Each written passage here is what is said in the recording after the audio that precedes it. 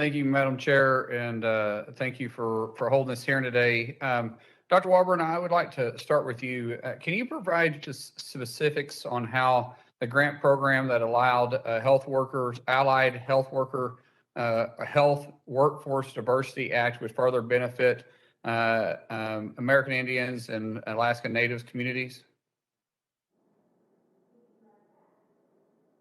Thank you so much for that question, Representative Mullins. This is such an important point since American Indian, Alaskan Native communities have been hit so hard by COVID. The Indian Health Services faced severe health workforce shortage prior to the pandemic, a problem that has only gotten worse.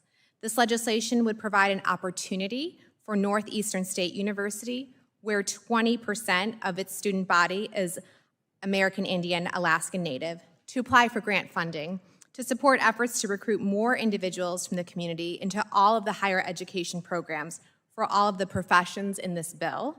According to the Post-Secondary National Policy Institute, only 17% of American Indian, Alaskan Native high school students continue on to higher education, compared to the 60% in the U.S. population. Thank you. Based on the projected increase for the need for healthcare professionals, obviously there's going to be an increased need on that, and we all know that moving forward.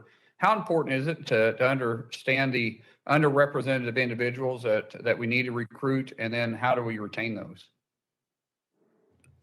Thank you again for that question.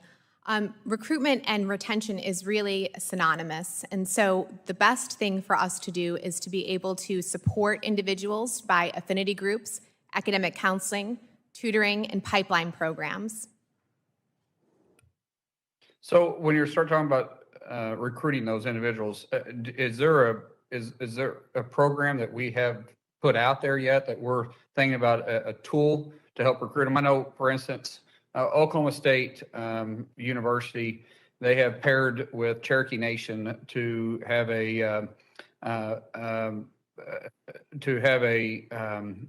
program designed to go into high schools and specifically start recruiting people as early as freshmen to say, hey, do you want to enter the healthcare profession? How do we start working with you? And then they actually opened a medical hospital in partners with Cherokee Nation and Tahlequah, which is obviously an underserved area that's represented by a large population of Native Americans.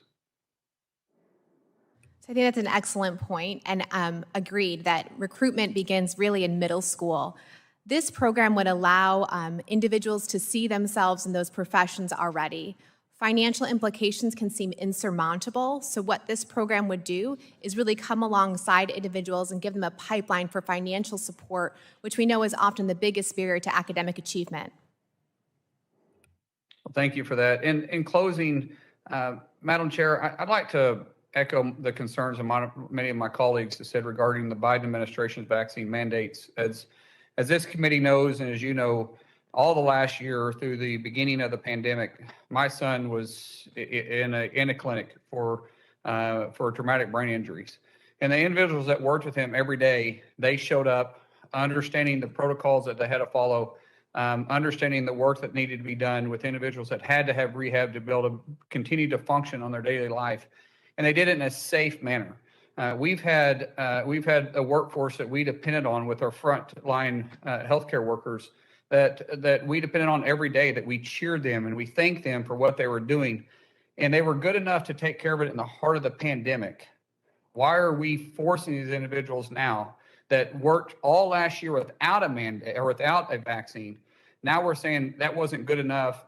Even though you were safe and you protected your patients, now we're going to say that you've got to have the vaccine when we already are running a shortage we're already running short on healthcare providers and medical professionals as it currently stands. And so I would like to echo my colleagues and say, why are we doing this? I think this committee has the opportunity to make a strong ask to the administration to relook at this mandate, because they're running out good people when we shouldn't be losing anybody right now. With that, I yield back.